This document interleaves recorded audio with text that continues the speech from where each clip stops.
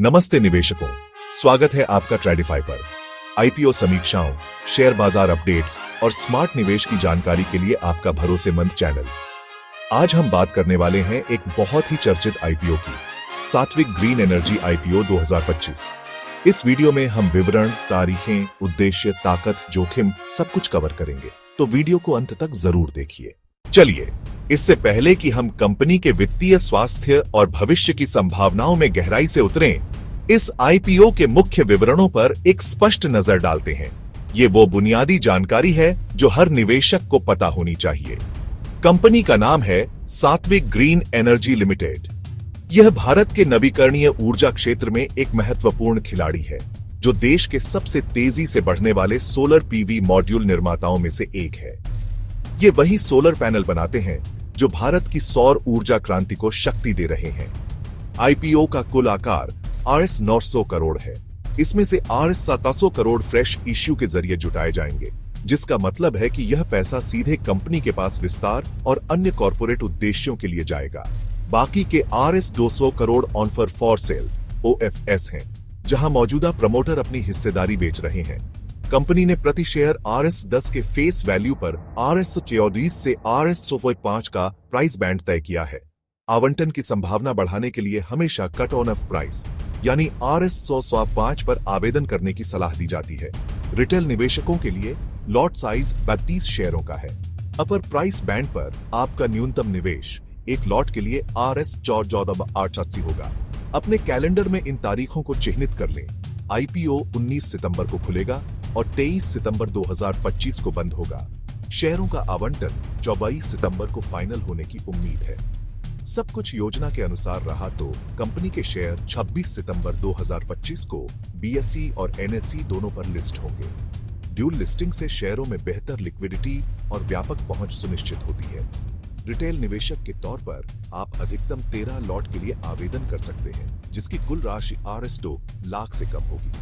अगर आपका निवेश Rs 2 लाख से ज्यादा है तो आप HNI श्रेणी में आते हैं। SHNI स्मॉल HNI 14 लॉट से शुरू होता है और BHNI बिग HNI 68 लॉट से, जो Rs 10 लाख से ऊपर के निवेश के लिए है। सात्विक ग्रीन एनर्जी लिमिटेड 2015 में निगमित हुई थी और 2022 में पब्लिक कंपनी बनी। यह कंपनी उच्च दक्षता वाले सोलर पीवी मॉड्यूल बनाती है। मोनो PRC और एन-टॉपकॉन मॉड्यूल मोनोफेशियल और बाईफेशियल दोनों विकल्पों में, जो आवासीय, वाणिज्यिक और यूटिलिटी स्केल परियोजनाओं की जरूरतें पूरी करते हैं। फिलहाल इनके पास 380 GW की मॉड्यूल निर्माण सुविधा है अंबाला, हरियाणा में, जो जल्द ही 480 GW होने वाली है। साथ ही ओडिशा में एक नया 4 GW का प्लांट भी विकसित कर रहे हैं। अब बात करते हैं पैसा कहां इस्तेमाल होगा। ओडिशा में एक अत्याधुनिक सोलर मॉड्यूल निर्माण सुविधा लगाना, 2 कंपनी और सहायक कंपनी के ऋणों का पुनर्भुगतान पूर्व भुगतान करना, ताकि बैलेंस शीट मजबूत हो। 3 सामान्य कॉर्पोरेट उद्देश्य, ब्रांड निर्माण, विस्तार, परिचालन, दक्षता। 4 लिस्टिंग के माध्यम से कॉर्पोरेट विजिबिलिटी और गवर्नेंस मानकों में सुधार करना। भारत एक विशाल ऊर्जा परिवर्तन के दौर से गुजर रहा है और इस क्रांति के केंद्र में है सौर ऊर्जा। देश का नवीकरणीय ऊर्जा क्षेत्र तेजी से बढ़ रहा है। आंकड़ों पर नजर डालें तो वित्त वर्ष 2018 से 2025 के बीच लगभग 84 गीगावाट की सौर क्षमता जोड़ी गई है, जो करीब 26% की चक्रवृद्धि वार्षिक वृद्धि दर यानी CAGR को दर्शाती है। यह ग्रोथ असाधारण है, लेकिन रोमांचक बात यह है कि यह तो बस शुरुआत है।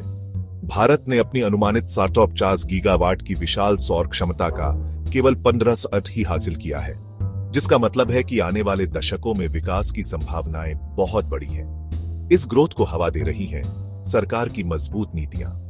इनमें प्रमुख है PLI यानी प्रोडक्शन लिंक्ड इंसेंटिव योजना, जो घरेलू हाई एफिशिएंसी मॉड्यूल मैन्युफैक्चरिंग को प्रोत्साहित करती है।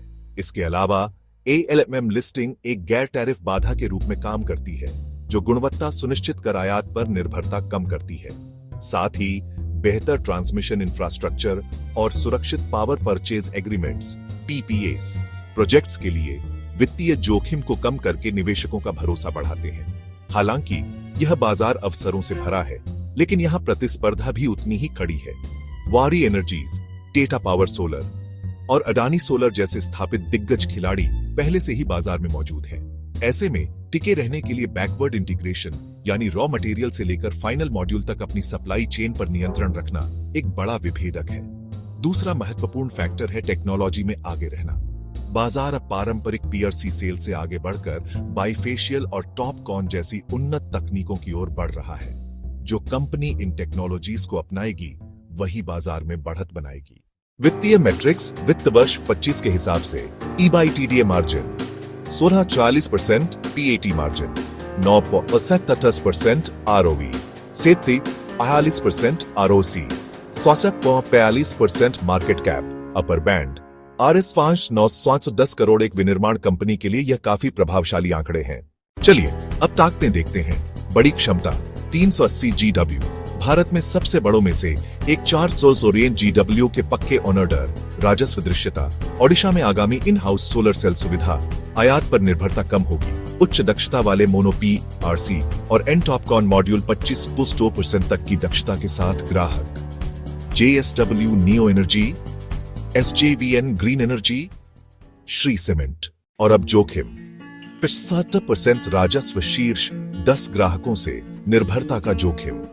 सोलर PV सेल की कीमत में उतार चढ़ाव से मार्जिन पर असर। ओडिशा प्लांट में देरी, लागत बढ़ने का जोखिम। सहायक कंपनी का न्यूनतम ट्रैक रिकॉर्ड। ओडिशा परियोजना की भूमि उपपट्टे पर है।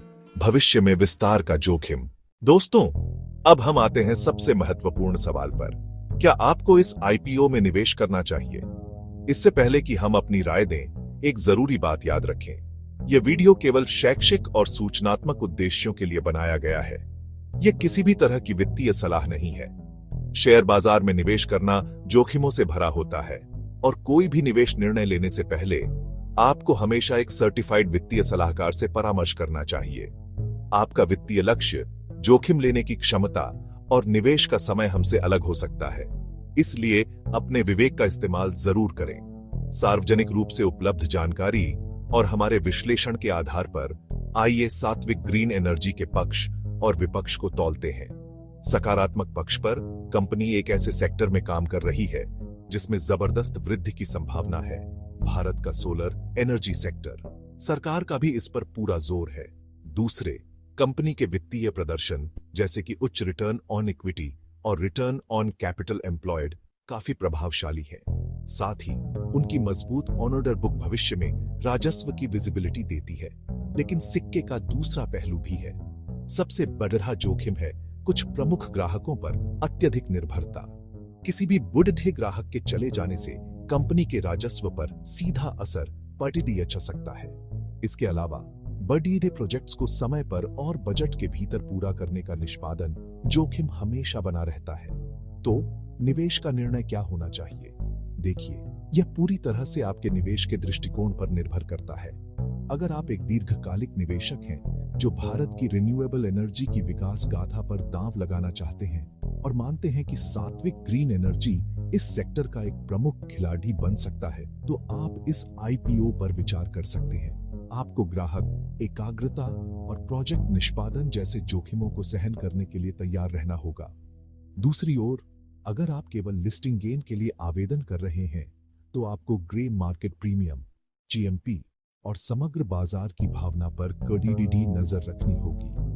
IPO का सब्सक्रिप्शन डेटा भी एक महत्वपूर्ण संकेतक होगा। तो यह था सात्विक ग्रीन एनर्जी IPO 2025 पर हमारा व्यापक और विस्तृत विश्लेषण। हमने कंपनी के बिजनेस मॉडल, वित्तीय स्थिति, शक्तियों, कमजोरियों और भविष्य की संभावनाओं को समझने की कोशिश की।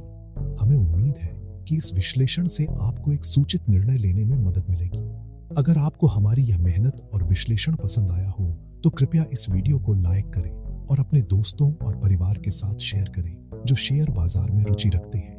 आगे भी ऐसे ही गहन IPO समीक्षाएं, बाजार के नवीनतम अपडेट्स और निवेश से जुड़ी रणनीतियां पाने के लिए ट्रेडिफाई चैनल को सब्सक्राइब करना न भूलें। और हाँ, उस बेल आइकॉन को जरूर दबाएं ताकि जब भी हम कोई नया वीडियो अपलोड करें तो आपको तुरंत सूचना मिले। आपके समय के लिए बहुत बहुत धन्यवाद। सुरक्षित रहें और समझदारी से निवेश करें। Happy investing.